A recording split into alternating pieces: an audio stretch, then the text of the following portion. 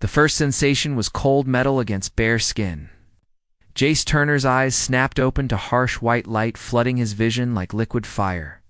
His head throbbed with each heartbeat as he tried to piece together fragments of memory. The last thing he remembered was working late in his engineering lab. Then a blinding flash, then nothing.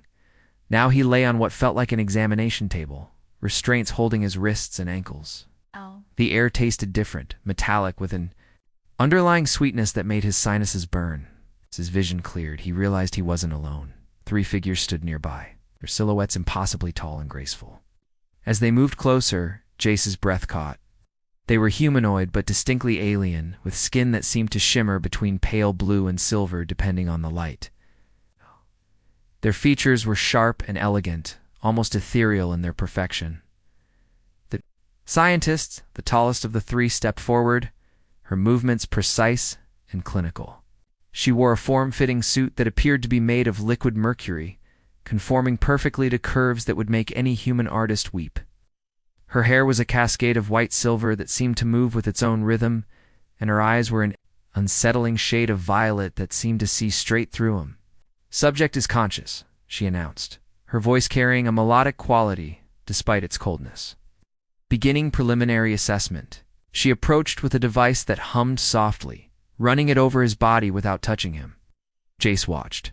Her face, noting how her expression remained completely neutral, as if he were nothing more than a specimen in a lab. "I'm Dr. Kira Voss," she said without looking at his face. "You've been selected for our genetic compatibility research program.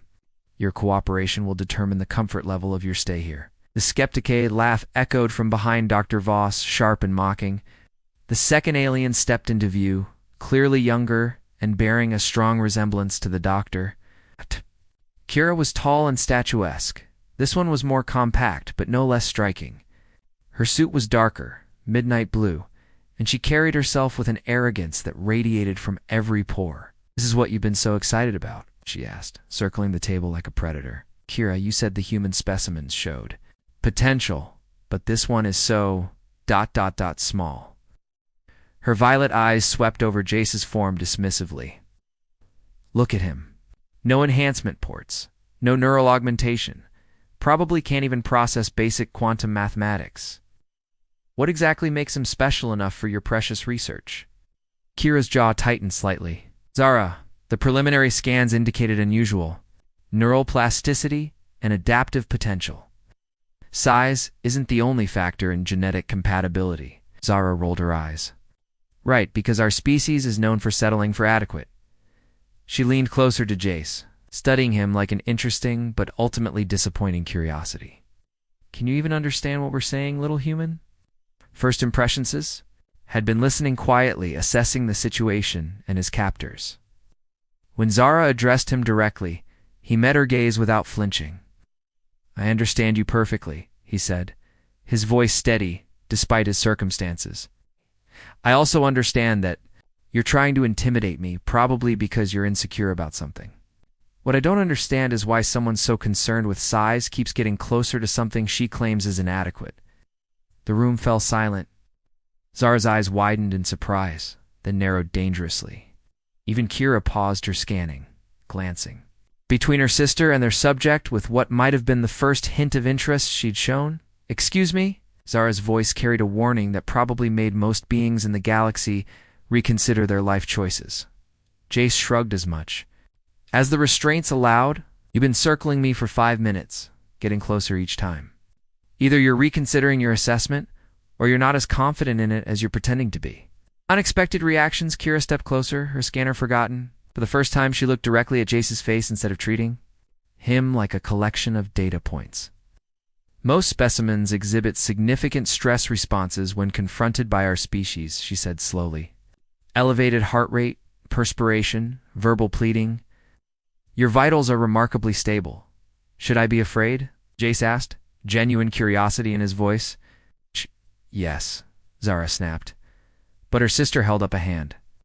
"Fear is a logical response to an unknown situation with potentially negative outcomes," Kira replied. "Your lack of it suggests either remarkable emotional control or significant naivety." Jace considered this. Or maybe I'm just waiting to see what you actually want before I decide whether fear is warranted. This time, Kira's expression shifted noticeably. The clinical mask slipped just enough to reveal something that might have been intrigue. The examination begins. We need to proceed with the physical assessment, Kira announced, though she seemed to be speaking more to herself than to anyone else. Zara, please prepare the compatibility scanner. This is a waste of time, Zara muttered, but she moved to comply. As she worked at a control panel, Jace noticed her glancing at him repeatedly, as if trying to solve a puzzle she hadn't expected to encounter. Kira began her examination in earnest, her scanner revealing holographic displays that floated in the air around the table. Numbers and symbols cascaded through the projections, most of which meant nothing to Jace. But he could tell from the doctor's increasingly focused attention that something was surprising her. Muscle density is 40% higher than standard human baselines, she murmured. Neural pathway efficiency is... That can't be right. She ran the scanner again, frowning at the results. What is it?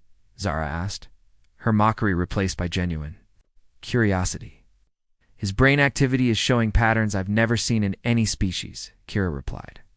The synaptic firing rate should be impossible for unaugmented neural tissue. Growing interest as the examination continued, both sisters found themselves drawn into the mystery. Jace presented. What had started as routine processing of another test subject was becoming something far more intriguing. Tell me about your background, Kira said, her voice losing some of its clinical detachment. What did you do before your arrival here? Was an engineer, Jace replied. Specialized in adaptive systems and problem-solving in impossible conditions. Define impossible, Zara interjected, moving closer despite herself. Jace smiled slightly. I once rebuilt a fusion reactor while it was running, using parts from a coffee machine and a children's toy. Does that qualify? The sisters exchanged glances. On their world, such resourcefulness was highly valued, almost to the point of reverence. You're lying, Zara said, but her tone lacked conviction. Check my memories if you can, Jace challenged. Though I'm guessing that's not as easy as your scans make it look. The challenge. Kira stepped back from the examination table, her violet eyes fixed on Jace with an intensity that made the air feel charged. Memory extraction requires direct neural interface. It's ... intimate. Most subjects find it overwhelming. You asking permission or stating a fact? Jace countered. The question hung in the air between them. Kira had never asked permission for anything in her research. Subjects were processed according to protocol, their consent irrelevant to the greater scientific mission. But something about this human made her usual methods feel inadequate. I'm stating a fact, she said finally, but her voice carried a note of uncertainty that Zara caught immediately. Since when do you explain procedures to test subjects? Zara asked, eyeing her sister suspiciously. Kira didn't answer, but Jace could see the conflict playing out across her features. Professional detachment warred with growing fascination. And for the first time since waking up, he sensed that he might have more agency in this situation than originally appeared. Shifting dynamics. The examination continued for another hour, but the dynamic in the room had fundamentally changed. Where Kira had initially viewed Jace as a specimen, she now found herself engaging with him as something approaching an equal. Responses to her questions were thoughtful and often unexpected, revealing layers of complexity that her initial assessments had missed entirely. Zara, meanwhile, found her mockery becoming increasingly half-hearted. The small human she had dismissed was proving to be far more substantial than his appearance suggested. And despite herself, she was beginning to find that substantiality attractive. As the session concluded, both sisters realized they were looking forward to the next phase of testing in ways that had nothing to do with scientific curiosity and everything to do with desires. They hadn't expected to feel for any human, let alone this one. The real experiments, it seemed, were just beginning. The neural interface. 3 days had passed since Jace's initial examination, and Dr. Kira Voss found herself returning to the containment lab far more frequently than protocol demanded. Each visit revealed new layers to the human that defied every assumption her species had made about his kind. Today's test would be different. The neural interface chamber hummed with energy as Kira made final preparations, her hands moving with practiced precision despite the unusual nervousness she felt. Jace sat calmly on the edge of the examination platform, seemingly unbothered by the array of sophisticated equipment surrounding him. "The neural link will allow me to access your memories directly," Kira explained, holding up a device that resembled liquid starlight captured in crystalline form. "Most subjects experience disorientation, sometimes pain. Are you certain you want to proceed without sedation?" Jace met her violet gaze steadily. "I've got nothing to hide. Besides, I'm curious to see how your technology compares to human neural mapping." From her position at the monitoring station, Zara snorted. "Human neural mapping? You barely understand your own brains." Maybe Jace acknowledged with a slight smile. "But we understand adaptation. Right now I'm very interested in adapting to whatever you're about to show me." Unexpected intimacy, Kira approached slowly, the neural interface device warming in her palm. As she moved closer, Jace caught her scent, something like ozone and midnight flowers that made his pulse quicken despite his calm exterior. "To place this at the base of your skull," she said softly, her professional tone wavering slightly. "The connection will be intimate. You'll feel everything I feel during the link. And you'll feel what I feel." Jace asked. Kira nodded, not trusting her voice. She had performed this procedure hundreds of times, but never with a subject who looked at her the way Jace did, like she was a person rather than just another alien captor. As she reached around to position the device, her body pressed close to his. Jace inhaled sharply at the contact, and Kira found herself hesitating, her hands trembling slightly. "Kira," Zara called from the monitoring station, her voice carrying a strange note. "Your vitals are spiking." "I'm fine," Kira replied tersely, but she wasn't fine. The proximity to Jace was affecting her in ways she hadn't anticipated. The connection when the neural interface activated. Both Kira and Jace gasped simultaneously. The connection was unlike anything either had experienced. Not the cold, clinical data transfer Kira was accustomed to. Yes, but something warm and electric that seemed to flow between them like liquid fire. Jace's memories flooded through the link. His childhood tinkering with broken electronics, late nights in engineering labs, solving impossible problems, the satisfaction of creating something from nothing. But beneath the technical knowledge, Kira felt something else, the loneliness of a brilliant mind that had never found its equal. The hunger for connection that matched her own hidden desires. "This is incredible," Kira whispered, her voice breathless. Through the link, she felt Jace's mind working at speeds that should have been impossible for his species, processing and understanding concepts that took her people years to master. But was experiencing something equally profound. Through Kira's consciousness, he felt the weight of centuries of scientific pursuit, the beauty of discoveries that spanned galaxies, and underneath it all, a profound isolation that mirrored his own. Zara's awakening from her monitoring position. Zara watched the neural activity displays with growing amazement. The synchronized brainwave patterns between her sister and the human were unlike anything in their research archives. But more disturbing was her own reaction to witnessing their connection. She found herself moving closer to the examination platform, drawn by something she couldn't name. As she approached, both Jace and Kira turned to look at her, their eyes slightly unfocused from the neural link, but burning with an intensity that made Zara's breath catch. "Join us," Jace said, his voice carrying harmonics from Kira's vocal patterns. The neural link was causing them to synchronize in ways that transcended mere data sharing. "That's not how the procedure works," Zara protested, but even as she spoke, she was reaching for a second neural interface device. "Since when do any of us care about standard procedures?" Kira asked, her usual rigid control completely abandoned. The triadic link against every protocol she'd ever learned. Zara activated the second neural interface and connected herself to the link.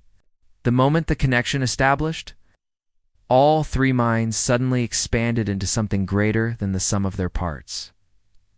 Through Jace's perspective, both sisters experienced human creativity and adaptability in its purest form, the ability to find solutions where none should exist. to thrive in impossible circumstances through sheer force of will and ingenuity through Kira's consciousness. Jace and Zara felt the vast scope of galactic civilization, the beauty of scientific discovery, and the structured elegance of advanced technology. Through Zara's mind, all three experienced something unexpected, a fierce protectiveness and loyalty that had been hidden beneath her mockery and skepticism. She had been testing Jace not out of cruelty, but out of a deep need to ensure he was worthy of her sister's attention. Physical manifestation, the neural link began to affect them physically, as well as mentally. Kira found herself drawn to Jace with an urgency that had nothing to do with scientific curiosity. Her hands traced the contours of his chest, as if memorizing every detail, while through the link, she felt his response to her touch amplified, and reflected back Zara, no longer able to maintain her distance, pressed close to both of them. The mockery and disdain she had shown earlier transformed into something far more honest, a desire to be part of whatever was happening between them. "This shouldn't be possible," Kira whispered against Jace's neck, her breath making him shiver. "A lot of things shouldn't be possible," Jace replied, his arms encompassing both sisters. "That's never stopped humans before." The system crisis, their intense connection, was interrupted by alarms blaring throughout the research facility. The neural link had somehow interfaced with the ship's central computer, and the unprecedented data flow was causing cascading system failures. "Quantum processors are overloading," Zara announced, her scientific training reasserting itself even as she remained physically connected to the others. "If we don't shut down the link, we'll lose life support."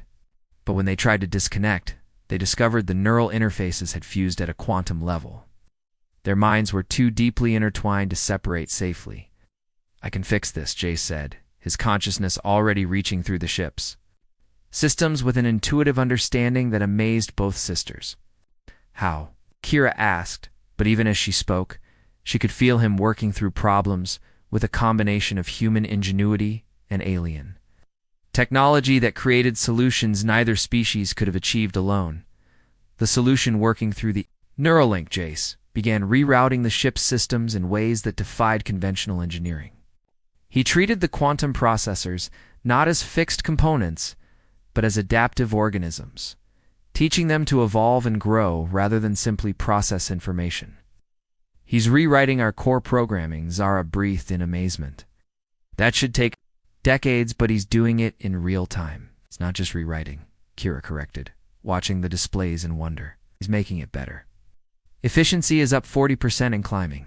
Through their shared consciousness, all three felt the ship itself coming alive in new ways, systems more responsive and intuitive than they had ever been.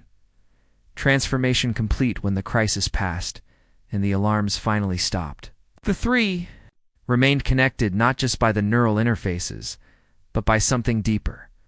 The experience had fundamentally changed all of them. Kira was no longer the coldly analytical scientist she had been. Through Jace's perspective, she had rediscovered the wonder and passion that had originally drawn her to research.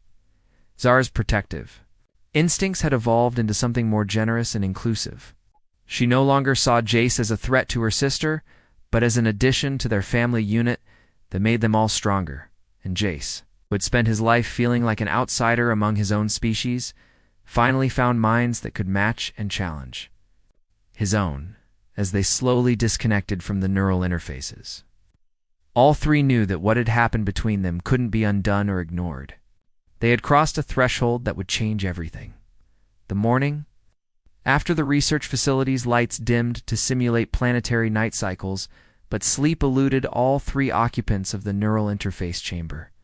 Kira sat at the edge of the examination platform, her usual pristine appearance disheveled.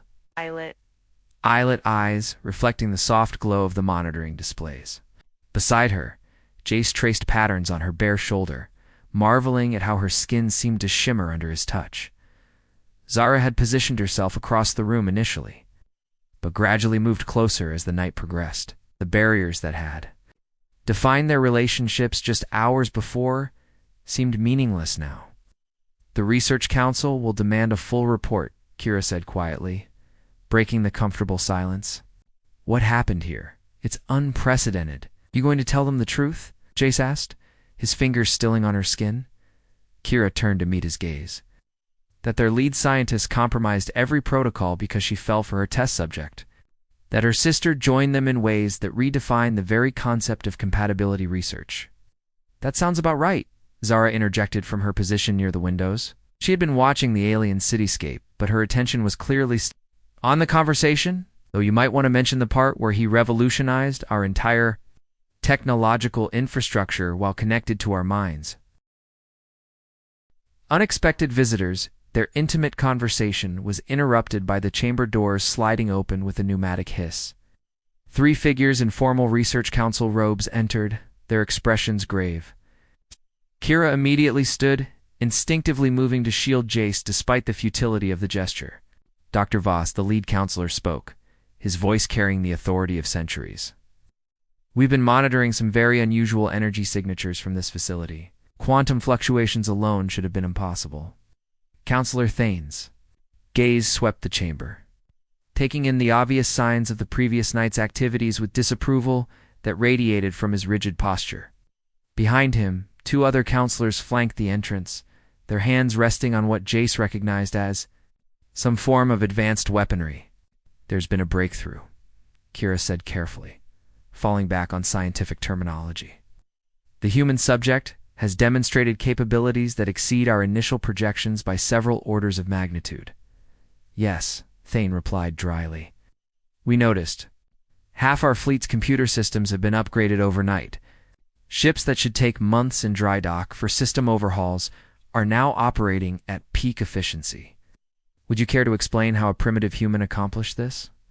Defending the connection, Jace stepped forward, placing himself between the counselors and both sisters. The movement was subtle but unmistakable, a clear declaration of protection that made Zara's breath catch and caused Kira's violet eyes to widen with something that might have been pride. Your technology is impressive, Jace said, his voice calm despite the obvious threat, but it's constrained by linear thinking. You've built systems that do what they're told rather than systems that can grow and adapt. Counselor Thane's expression darkened. You presume to lecture us on our own technology? I presume to offer a different perspective, Jace corrected. One that your people clearly found valuable, considering the improvements you've seen. Improvements achieved through unauthorized procedures and protocol violations, another counselor interjected. Dr. Voss, your conduct in this matter has been highly irregular. Kira stepped forward, her scientific confidence reasserting itself. My conduct has yielded results that surpass anything we've achieved in decades of research. The neural interface revealed compatibility factors that our previous models couldn't even measure. And what about your sister's involvement? Thane asked, his gaze shifting to Zara. Was her participation also part of your research methodology? Zara's declaration for a moment, the chamber fell silent. Zara had spent her entire life in her brilliant sister's shadow, defined by comparison rather than her own accomplishments. Now, faced with the authority figures who controlled their society, she made a choice that surprised everyone, including herself. My participation was personal, she said clearly, moving to stand beside Jace and Kira, not professional. And it's the first real choice I've made in decades. The counselors exchanged glances that spoke of consequences and political complications. Research council members were expected to maintain emotional distance from their work and personal attachments. 2 test subjects were expressly forbidden. You understand what you're saying? Thane asked.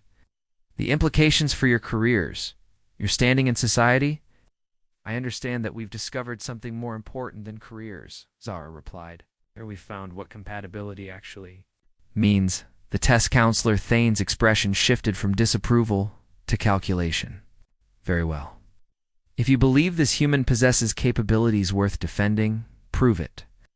Our deep space exploration vessel Infinity's Edge has been stranded beyond the galactic rim for 3 standard cycles. Our best engineers and AI systems have failed to develop a solution. If your subject can devise a rescue plan, we'll consider your recommendations. The challenge was clearly meant to be impossible.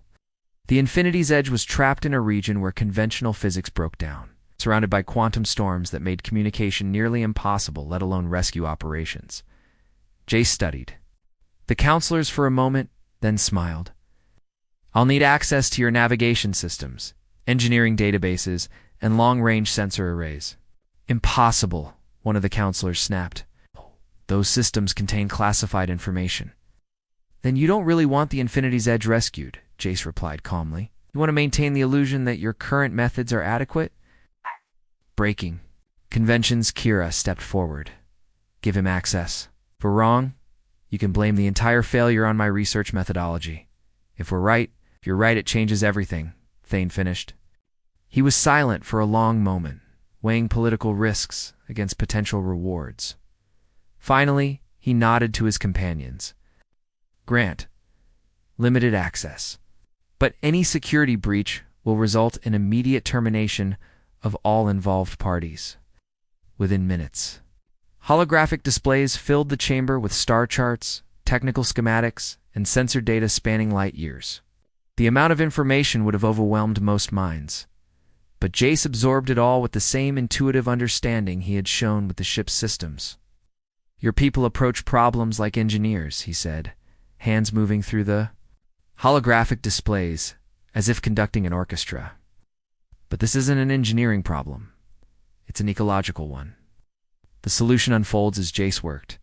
Both Kira and Zara felt echoes of his thought processes through the neural connection they still shared. Mind didn't attack the problem directly, but instead found ways to work with the quantum storms rather than against them. He's treating the distortions like a living system, Kira whispered in amazement. Instead of fighting through them, he's finding their natural rhythms. The storms aren't random, Jace explained, his hand shaping the data into new configurations. They follow patterns based on the gravitational interactions of collapsed stars in the region. If you time your approach correctly, they'll actually help you reach the ship. The solution he presented was elegant in its simplicity, using the quantum storms as a form of natural transportation rather than an obstacle to overcome. It was exactly the kind of thinking that had made him valuable to human engineering projects, but applied to technology centuries beyond anything his species had developed. This could work, one of the counselors admitted grudgingly. The energy requirements are within acceptable parameters, and the risk factors are manageable. Changing everything, Counselor Thane stared at the holographic rescue plan for a long moment, then turned his attention to the three people who had created it. Dr. Voss, your research has yielded ... unexpected results. The Council will need to review the implications of this development. What kind of implications? Zara asked, though her tone suggested she already suspected the answer. The kind that reshape our understanding of interspecies compatibility, Thane replied. If humans possess capabilities that complement our own in ways we never imagined, it suggests our entire approach to galactic expansion may need to be reconsidered. He paused, studying Jace with new respect. It also suggests that size and appearance may indeed be poor indicators of actual capability. Zara's cheeks flushed with embarrassment as she remembered her initial mockery. But Jace simply smiled and took her hand. The choice the Council will convene to discuss these developments, Thane announced. Dr. Voss, you and your sister will need to provide detailed reports on your procedures and findings. As for you, he addressed Jace directly. You'll need to decide whether you want to remain as a research subject or if you prefer a different arrangement. What kind of different arrangement? Jace asked. It's the kind where you help us rescue the Infinity's Edge, Thane replied. And perhaps assist with other projects that could benefit from your unique perspective. As a colleague rather than a test. Subject.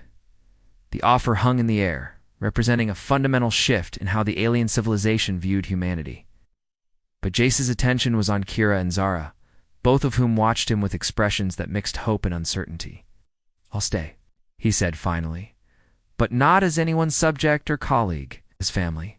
He looked at both sisters as he spoke, and the neural connection they still shared carried emotions that needed no translation. Beautiful endings. 6 months later, the research facility had been transformed into something unprecedented, a joint human-alien development center where the boundaries between species had become meaningless. The successful rescue of the Infinity's Edge had been just the beginning. Kira continued her research, but now as part of a team that included human scientists, working alongside alien colleagues. Her discoveries in compatibility research had opened new fields of study that neither species could have developed alone. Zara had found her own path as a liaison between the research teams, her protective instincts channeled into ensuring that cooperation remained genuine rather than exploitative. She had also discovered that love didn't diminish when shared, but instead multiplied in ways that defied mathematical logic. And Jace had become something that didn't exist in any previous framework. Not quite human, not quite alien, but entirely himself. The neural interfaces had left permanent changes in all three of them, creating a connection that transcended physical proximity. On this particular evening, they stood together on the observation deck, watching as human and alien ships worked side by side to build humanity's first interstellar colony. Children from both species played in the corridors below, learning from each other in ways their parents were still discovering. "Do you ever regret it?" Kira asked, leaning against Jace's shoulder. "Giving up your old life for this?" Jace considered the question. Watching a group of human engineers working with alien quantum specialists to solve a problem neither could have handled alone. "I never had a life before this," he said finally. I had a series of projects and problems to solve. This is the first time I've ever had people who understood not just what I could do, but who I actually am." Zara smiled, taking his other hand. "Besides, someone has to make sure you two don't get so absorbed in your research that you forget to eat."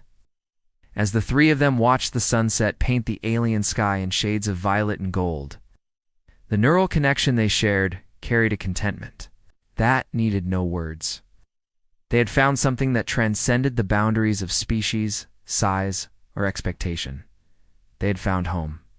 In the distance, construction continued on humanity's future among the stars, built on a foundation of understanding that had started with one woman laughing at what she thought was too small to matter, and ended with the discovery that the universe itself was too small to contain what they had created together. The research facility's computers hummed with new efficiency. Ship systems operated with unprecedented sophistication. And three beings who had started as strangers from different worlds had become something entirely new. A family that proved compatibility had nothing to do with similarity and everything to do with the courage to see beyond surface appearances to the infinite possibilities beneath. And in the quantum depths of their shared consciousness, their love continued to grow and evolve, creating new patterns of connection that would influence both their species for generations to come. The end.